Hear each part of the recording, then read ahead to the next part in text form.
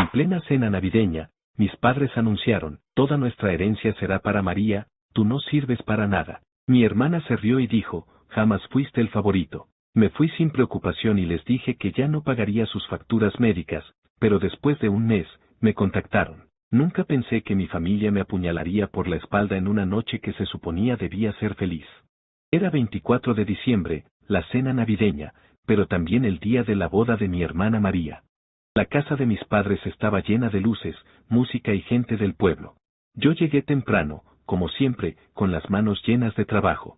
Descargué mesas, colgué adornos y pagué la mitad del banquete porque mi mamá me lo pidió con esa voz suave que siempre usaba para sacarme dinero. Tú ganas bien, hijo, ayúdanos esta vez, dijo. Yo, como tonto, acepté. María, mi hermana menor, estaba deslumbrante con su vestido blanco. A sus 28 años, siempre había sido la estrella de la familia, bonita, encantadora, la consentida. Yo, con 32, era el trabajador silencioso, el mecánico que mantenía todo a flote. Desde que salí de la secundaria, mi sueldo fue para ellos, las pastillas caras de mi papá, los doctores de mi mamá, el techo nuevo de la casa. María nunca puso un peso. Ella tiene un futuro brillante, decía mi papá. Yo no decía nada. Estaba acostumbrado a ser el burro de carga. La boda fue bonita hasta que llegó la cena. Nos sentamos bajo las luces navideñas, con platos llenos de pavó y tamales. El novio de María, Javier, un tipo presumido que vendía casas, no paraba de hablar de su éxito. Yo estaba comiendo tranquilo con mis tíos cuando mi papá se paró con un vaso en la mano. Pensé que iba a brindar por los novios. ¡Qué estúpido fui! Esta es una noche especial, dijo, con esa voz seria que ponía cuando quería impresionar. María, hija, hoy empiezas una nueva vida, y tu madre y yo queremos que estés segura. Por eso, toda nuestra herencia será para ti, la casa, las tierras, el dinero que hemos guardado. Te lo mereces. El aire se congeló. Miré a mi mamá, esperando que dijera algo, pero ella solo sonrió y asintió. Mis tíos se miraron raro, y algunos primos me echaron un vistazo, como esperando que yo reaccionara. Entonces mi papá me clavó los ojos y soltó, tú, hijo, la verdad es que no sirves para nada. Nunca has hecho algo grande. María es el orgullo de esta familia. Sentí que el suelo se abría bajo mis pies. No sirves para nada. Las palabras me golpearon como martillazos. Antes de que pudiera procesarlo, María soltó una risa fuerte desde la mesa principal. Siempre lo supe, dijo, con una sonrisa cruel. Jamás fuiste el favorito. Ni siquiera sé por qué te matas trabajando tanto. Javier se rió con ella, y algunos invitados también, como si fuera una broma genial. Mis manos temblaban sobre la mesa. Quise gritar, romper algo, pero me contuve. Me levanté despacio, y el silencio volvió de golpe. Caminé hacia mis padres, que estaban sentados con cara de satisfacción, y les dije, si no sirvo para nada, entonces no esperen que siga pagando sus cuentas. Ni las médicas ni nada. Que María se haga cargo. Mi mamá abrió la boca, pero no la dejé hablar. Agarré mi chamarra y salí. Alguien gritó mi nombre, creo que mi tía Rosa, pero no volteé. Subí a mi camioneta y manejé a mi departamento, un lugar pequeño pero mío. Esa noche no dormí. Me quedé pensando en todo lo que había dado por ellos, años de sueldo, fines de semana arreglando su casa, noches preocupado por sus deudas. Y ahora me trataban como basura. Los días siguientes fueron un borrón. No contesté sus llamadas. María me mandó un mensaje el 26, qué exagerado eres, siempre haciendo drama. Lo borré sin responder. Mis padres no insistieron mucho, supongo que estaban ocupados con la nueva vida de María. Yo me metí en mi trabajo, en mi taller, en mis clientes. Por primera vez, no sentí el peso de tener que salvarlos. Pasó un mes. Era finales de enero, y estaba en el taller cambiando una llanta cuando mi celular sonó. Era un número desconocido. Contesté por curiosidad, y la voz de mi mamá salió del otro lado, temblorosa. Hijo, soy yo. Necesitamos hablar. Es urgente. ¿Qué pasa?, pregunté, frío. Es tu papá, dijo. Está muy enfermo. Necesita una operación cara, y, no tenemos el dinero. Por favor, hijo, ayúdanos. Apreté el teléfono con fuerza. Después de humillarme, después de darme la espalda, ahora venían a mendigar. ¿Y María? Pregunté. ¿Por qué no paga ella con su herencia? Silencio. Luego un sollozo suave antes de que colgara. Me quedé ahí, con el ruido del taller de fondo, y una idea empezó a crecer en mi cabeza. No iba a ayudarlos. No esta vez. Pero tampoco iba a quedarme de brazos cruzados. Si me querían fuera de sus vidas, les iba a dar una lección que nunca olvidarían. Esa llamada de mi mamá me dejó con un sabor amargo en la boca, pero también con algo más, una chispa de furia que no se apagaba. Durante días, no podía sacarme de la cabeza sus palabras temblorosas pidiéndome ayuda, como si nada hubiera pasado en la boda. ¿Ayúdanos, hijo? Después de todo lo que dijeron, después de darme la espalda y reírse en mi cara, ahora venían a mí con la mano extendida. No. Esta vez no iba a ser su salvavidas. Esta vez, iba a hacer que pagaran. Los primeros días después de la llamada, me mantuve ocupado en el taller. Cambiaba llantas, arreglaba motores, hablaba con clientes como si todo estuviera bien. Pero por dentro, mi cabeza no paraba de dar vueltas. ¿Cómo podían tener el descaro de pedirme dinero después de darme la patada? ¿Y María, con su herencia, dónde estaba? Decidí averiguarlo. No soy de los que se quedan sentados esperando respuestas. Si quería saber qué pasaba, iba a buscarlas yo mismo. El sábado siguiente, manejé al pueblo. No fui directo a la casa de mis padres, no quería verlos todavía. En lugar de eso, paré en el mercado, donde siempre hay chismes frescos. Me senté en la fonda de Doña Lupe, una señora que sabe todo de todos, y pedí un café. Mientras me lo servía, dejé caer una pregunta casual: ¿qué tal la vida de casados de María y Javier? Los vi tan felices en la boda. Doña Lupe sonrió, pero sus ojos brillaron con ese brillo de quien tiene algo jugoso que contar. Ay, mijo, felices sí, pero gastando como si fueran millonarios. Dicen que se compraron una casa grandota en las afueras, de esas con jardín y piscina. La gente no para de hablar de eso, porque nadie sabe de dónde sacaron tanto dinero tan rápido. Me quedé callado, tomando un sorbo de café. ¿Y mis papás? ¿Cómo están ellos?, pregunté, como si no me importara mucho. Ahí cambia la cosa, dijo Doña Lupe, bajando la voz. Tu papá está mal, dicen que necesita una operación del corazón. Tu mamá anda pidiéndole prestado a medio mundo, pero nadie quiere soltar un peso. Dicen que están bien fregados con deudas del hospital. Salí de la fonda con la cabeza hirviendo. María y Javier nadando en lujo mientras mis padres se ahogaban en problemas. ¿Y la herencia? ¿No se suponía que era para asegurar el futuro de María? Algo no cuadraba. Esa noche, en mi departamento, saqué un cuaderno viejo y empecé a anotar todo lo que sabía. Las tierras que mis padres tenían eran unas hectáreas al sur del pueblo, nada del otro mundo, pero valían algo. La casa era vieja, pero estaba pagada. El dinero ahorrado no podía ser mucho, porque siempre me pedían ayuda.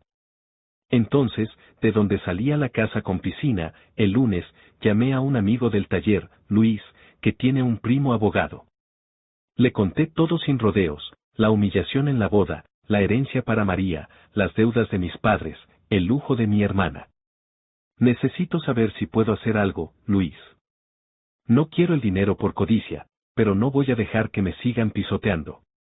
Luis me dio el número de su primo, un tipo serio llamado Roberto. Lo llamé esa misma tarde y quedamos en vernos el miércoles en su oficina, una casita chiquita pero decente en el centro del pueblo. Cuando llegué, Roberto me recibió con un apretón de manos firme y me pidió que le contara todo desde el principio. Hablé por casi una hora, y él tomaba notas sin interrumpirme. Cuando terminé, puso el lápiz sobre la mesa y me miró. Lo primero que necesitamos es ver los papeles de las tierras y la casa, dijo. Si tus padres te usaron como banco todos estos años, hay una chance de que parte de esa herencia tenga tu sudor encima. Si demostramos que tu dinero mantuvo esas propiedades, Podrías reclamar algo legalmente. Pero va a ser un lío, te lo advierto. No me importa el lío, respondí. Quiero que sientan lo que yo sentí. Roberto asintió. Entonces empecemos. Necesito que me traigas cualquier recibo, transferencia, comprobante de pagos que hayas hecho por ellos. Facturas médicas, arreglos de la casa, lo que tengas. Vamos a armar un caso. Pasé los siguientes días revolviendo mi departamento como loco. Encontré un montón de cosas, recibos de farmacias de hace 5 años, comprobantes de depósitos que les hice para el tejado. Hasta una nota escrita por mi mamá agradeciéndome por pagar una consulta cara del cardiólogo de mi papá. Cada papel que encontraba era como una pieza de un rompecabezas. Cuando volví con Roberto, le dejé una caja llena de pruebas sobre su escritorio. Esto es oro, dijo, hojeando los documentos. Aquí hay miles de pesos que salieron de tu bolsillo. Si las tierras o la casa se pagaron o mantuvieron con tu dinero, tenemos un argumento sólido para pelear por una parte. ¿Y cómo hago que María y mis papás lo paguen caro?, pregunté. Roberto sonrió por primera vez. Paciencia. Primero, reclamamos lo que es tuyo. Luego, cuando se den cuenta de que están perdiendo, van a empezar a sudar. Si quieres que sufran, deja que el pueblo hable. La gente odia a los ingratos. Esa idea me gustó. El pueblo era pequeño, y los chismes corrían como fuego. Si lograba que todos supieran cómo mi familia me usó y me tiró a la basura, María y mis padres no iban a poder caminar con la cabeza en alto. Pero no iba a ser solo chisme. Quería que perdieran algo real, algo que les doliera. Días después, Roberto me llamó. Encontré algo interesante, dijo. Las tierras que tus padres le dieron a María tienen una deuda vieja con el banco. No es mucho, pero nunca se terminó de pagar. Y adivina quién puso dinero para evitar que las embargaran hace 3 años. Yo, pregunté, aunque ya lo sospechaba. Tú, confirmó. Hiciste un depósito grande en el 2022, según uno de los recibos que me diste. Eso nos da una entrada. Podemos argumentar que esas tierras no eran completamente de tus padres para darlas, porque tú las salvaste. Sentí un calor en el pecho, no de felicidad, sino de algo más oscuro. Estaba empezando a ver el camino. Entonces, ¿qué hacemos ahora?, pregunté. Vamos a mandar una notificación legal a tus padres y a María, dijo Roberto. Les diremos que estás reclamando tu parte por todo lo que aportaste. No te preocupes, lo haremos sonar serio, con fechas y números. Cuando les llegue, van a entrar en pánico. Perfecto, dije. Que empiece el juego. Esa noche, me senté en mi departamento con una cerveza en la mano, mirando el cuaderno donde había anotado mi plan. Paso 1, recuperar lo que era mío. Paso 2, hacer que el pueblo supiera la verdad. Paso 3, verlos caer. No quería solo dinero, quería que María, Javier y mis padres sintieran el mismo vacío que yo sentí en esa boda. Que se quedaran solos, señalados, sin nada. Unos días después, Roberto me mandó una copia de la notificación. Era un papel lleno de palabras legales, pero el mensaje era claro: yo, su hijo inútil, estaba reclamando una parte de las tierras por todo el dinero que puse. La notificación se envió por correo certificado a la casa de mis padres y a la nueva dirección de María y Javier. Me imaginé sus caras al abrir el sobre, y por primera vez en semanas, sonreí de verdad. El teléfono no tardó en sonar. Era María. Contesté, pero no dije nada. ¿Qué demonios te pasa?, gritó al otro lado. ¿Crees que puedes venir a quitarnos lo que es nuestro? Eres un envidioso. Tuyo, respondí, tranquilo. Vamos a ver qué dice el juez. Porque yo puse más en esas tierras que tú en toda tu vida. Colgó furiosa, pero su voz temblaba. Sabía que estaba asustada. Luego llamó mi mamá, llorando. Hijo, ¿por qué nos haces esto? Somos tu familia. Ustedes me enseñaron que no valgo nada, dije. Ahora solo estoy siguiendo sus reglas. Colgué sin esperar respuesta. El juego estaba en marcha, y esta vez, yo tenía el control. La notificación legal fue como tirar una bomba en medio de la casa de mis padres. Sabía que iba a causar caos, pero no imaginé cuánto. Los días después de enviarla fueron un torbellino de gritos, llamadas y rumores que se esparcieron por el pueblo como gasolina en un incendio. Mi plan estaba en marcha, y esta vez no iba a dar marcha atrás. Quería que María, Javier y mis padres sintieran el peso de lo que me hicieron, no solo con palabras, sino con hechos. El primer golpe vino rápido. 2 días después de que María me llamó furiosa, mi teléfono volvió a sonar. Era mi papá. Su voz estaba ronca, como si no hubiera dormido, y por primera vez en años, no sonaba autoritario. ¿Qué estás haciendo, hijo?, dijo, casi susurrando. Nos llegó un papel del abogado diciendo que quieres quitarnos las tierras. Esto es una locura. Somos tu familia. No me digas, familia, ahora, respondí, frío. Ustedes me sacaron de ella en la boda, ¿te acuerdas? Dijiste que no sirvo para nada. Bueno, ahora estoy demostrando que sí sirvo, pero no para ayudarlos. Es un malentendido, gritó. Todo esto es por María, para que tenga algo seguro. No queríamos hacerte daño. Demasiado tarde, dije.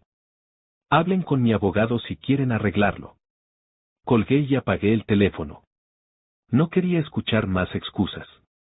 Ya había tomado mi decisión, iba a recuperar lo que era mío y, de paso, hacer que pagaran por cada palabra que me clavaron en la cena navideña. Roberto, mi abogado, me había dicho que teníamos un caso sólido. Los recibos y depósitos que les di mostraban que yo había puesto miles de pesos en esas tierras y en la casa.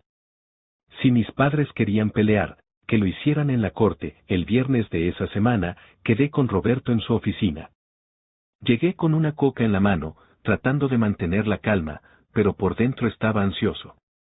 Me recibió con una sonrisa y un montón de papeles sobre el escritorio. Ya empezaron a moverse, dijo, señalando los documentos. María y Javier contrataron a un abogado, un tipo barato del pueblo vecino. Mandaron una respuesta diciendo que las tierras son de ellos porque tus padres se las dieron legalmente. Pero no tienen cómo explicar el dinero que tú pusiste. Eso nos da ventaja. Entonces, ¿qué sigue?, pregunté. Presentamos todo al juez, dijo Roberto. Los recibos, las pruebas de las deudas que pagaste, los depósitos al banco para salvar las tierras. Vamos a pedir que se reconozca que tienes derecho a una parte, y si no quieren negociar, que se dividan o se vendan. Tus papás y María van a tener que responder en una audiencia. ¿Y cuánto tiempo va a tomar?, dije, porque quería que esto avanzara rápido. Unos meses, respondió. Pero podemos apretarlos antes. Si el pueblo empieza a hablar, van a querer ceder para no quedar como los malos. Ahí fue cuando recordé lo que Roberto había dicho antes, el poder de los chismes. El pueblo era pequeño, y la gente no se callaba nada. Si lograba que todos supieran cómo mi familia me usó y me humilló, María y mis padres no iban a poder esconderse. Decidí que era hora de soltar la verdad, pero no lo iba a hacer gritando en la plaza. Iba a ser más sutil, más efectivo. Esa tarde, fui al taller de Luis, mi amigo. Él siempre había sido bueno para escuchar, y sabía que no se guardaba nada. Mientras tomábamos un refresco en la entrada, le conté todo, la boda, las palabras de mi papá, la risa de María, las tierras que me quitaron después de años de pagar sus deudas. No exageré nada, solo dejé que los hechos hablaran. ¿En serio te hicieron eso?, dijo Luis, con los ojos abiertos. ¡Qué poca vergüenza! Tú te mataste trabajando por ellos, y ahora te dan la espalda. Sí, dije, encogiéndome de hombros. Pero ya no voy a ser su burro de carga. Que se las arreglen solos. No le pedí que contara nada, pero sabía que lo haría. Luis era como una radio ambulante, lo que oía, lo repetía. Y así empezó. Para el domingo, ya había rumores en el mercado. Doña Lupe me lo confirmó cuando pasé por un café el lunes. ¿Es cierto que tus papás te dejaron fuera de la herencia después de todo lo que hiciste por ellos?, me preguntó, mientras me servía. No me gusta hablar de eso, dije, fingiendo tristeza. Pero sí, algo pasó en la boda. Ellos eligieron a María. Doña Lupe chasqueó la lengua. ¡Qué injusticia, mijo! Todo el mundo sabe que tú eras el que los mantenía. Y ahora dicen que María anda presumiendo una casa nueva mientras tu papá está enfermo. ¡Qué feo! No dije más, pero sonreí por dentro. El fuego ya estaba encendido. En una semana, el pueblo entero hablaba de cómo mis padres me habían usado y luego me tiraron como trapo viejo. Algunos decían que María era una malagradecida, otros que mis padres eran unos sinvergüenzas. Hasta Javier empezó a perder clientes en su negocio de casas, porque la gente no quería tratar con alguien tan desleal. Mientras tanto, Roberto me llamó con noticias. El juez aceptó revisar el caso, dijo. Hay una audiencia en 3 semanas. Tus papás y María tienen que presentarse con pruebas de que las tierras son suyas sin tu ayuda. Si no pueden, estamos en buena posición. ¿Y si pelean? Pregunté. Que peleen, dijo Roberto. Tenemos más pruebas que ellos. Y si se ponen tercos, pedimos que se venda todo para pagar las deudas pendientes. Eso los va a asustar. La idea de vender las tierras me gustó. No solo recuperaría algo de lo que puse, sino que dejaría a María sin su herencia y a mis padres sin nada que ofrecerle. Pero no quería parar ahí. Quería que sintieran la presión desde todos lados. Un día después, pasó algo que no esperaba. Mi tía Rosa, la única de la familia que siempre me trató bien, vino al taller. Traía cara de preocupación y una bolsa de tamales que me dio como excusa para hablar. Hijo, no sé qué está pasando, pero tu mamá está destrozada, dijo. Dice que los estás demandando y que el pueblo no para de hablar mal de ellos. ¿Es cierto? Es cierto, dije, sin rodeos. Me humillaron, tía. Me usaron por años y luego me echaron como si no valiera nada. Ahora que no tienen mi dinero, vienen a llorarme. Rosa suspiró. Sé que te hicieron mal, pero tu papá está muy enfermo. No tienen cómo pagar el hospital. María no quiere ayudar, dice que no es su problema.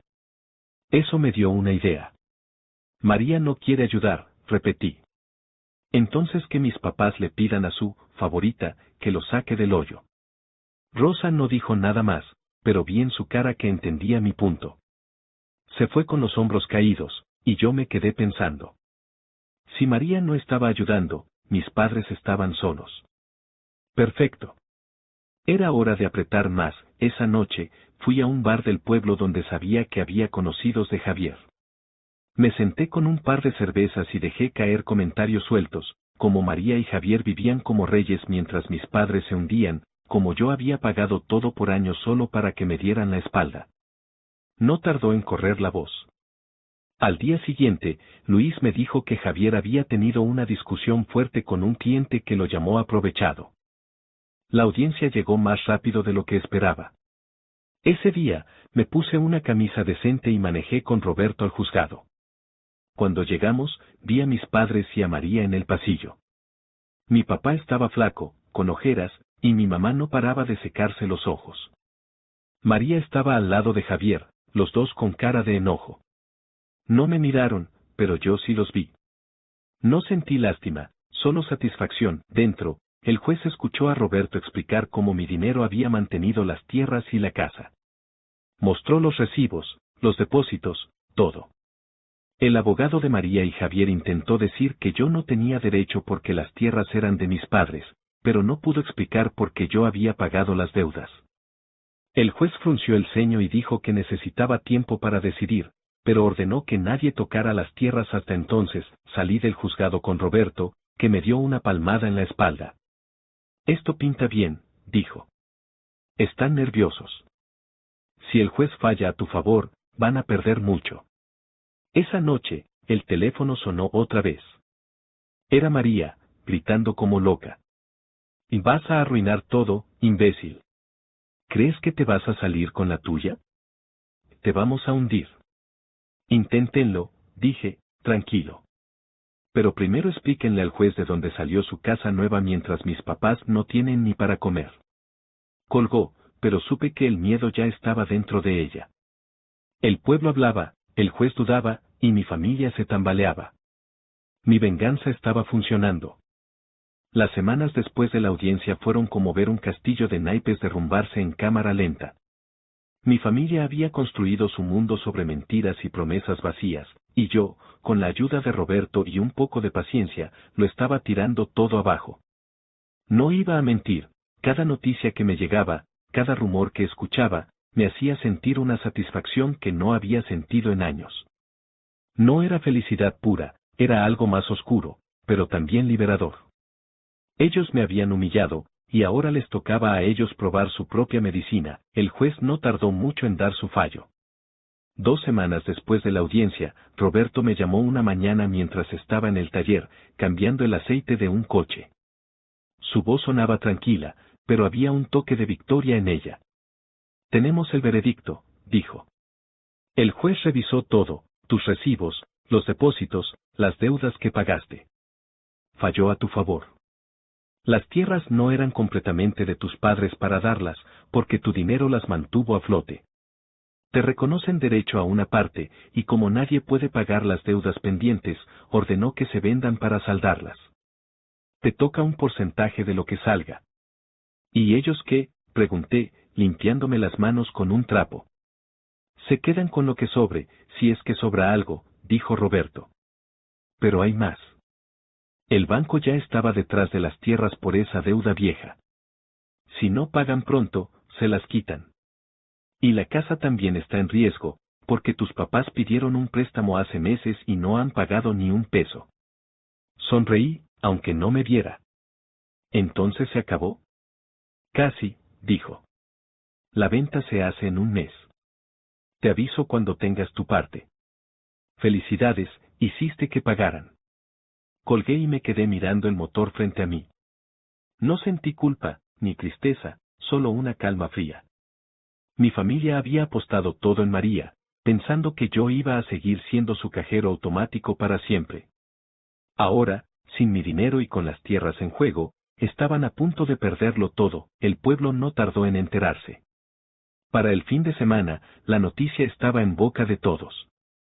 Fui al mercado a comprar unas cosas, y doña Lupe me recibió con una mirada mezcla de asombro y respeto.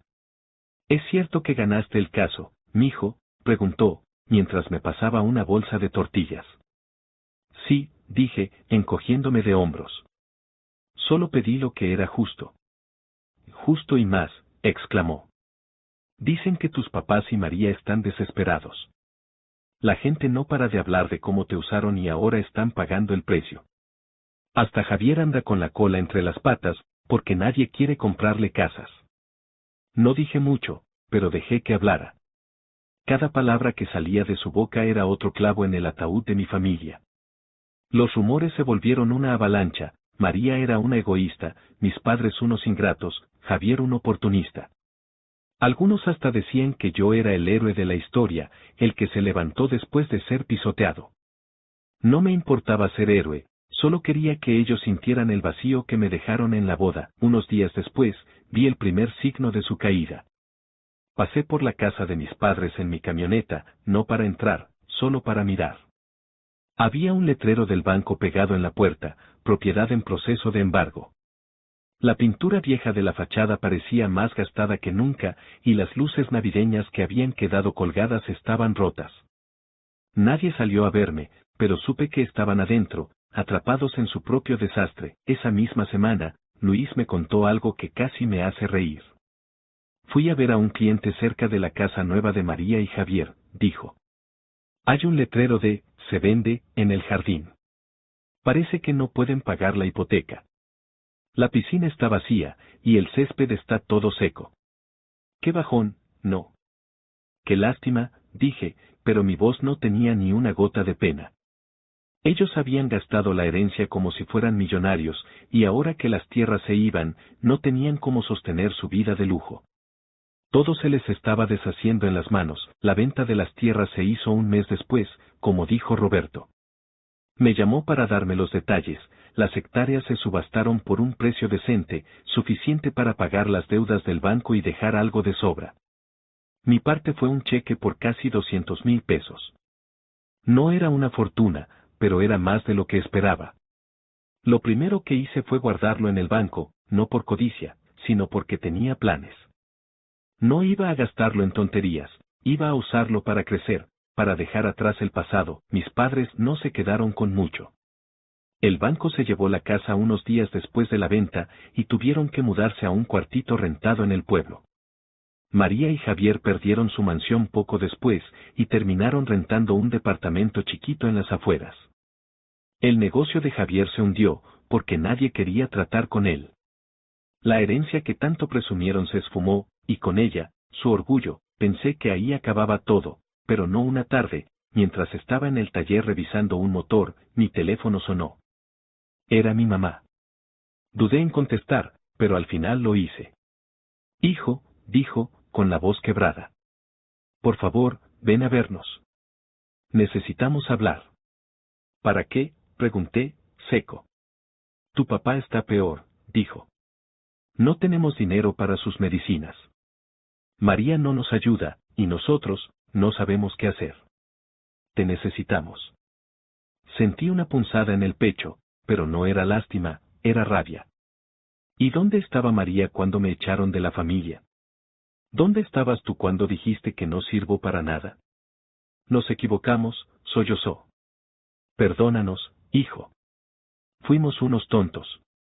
Por favor, no nos dejes así. Colgué sin decir más.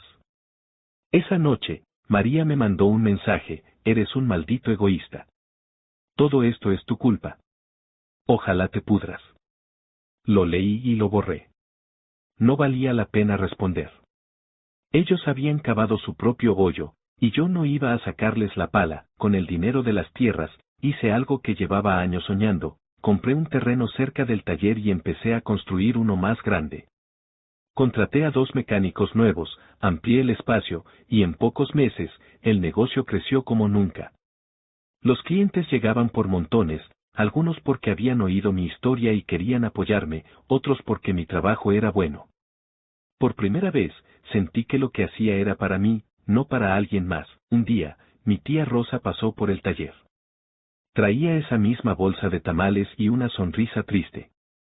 Hiciste lo que tenías que hacer, hijo, dijo. No te culpo. Ellos se lo buscaron. ¿Cómo están?, pregunté, no porque quisiera saber, sino por curiosidad. Mal, dijo.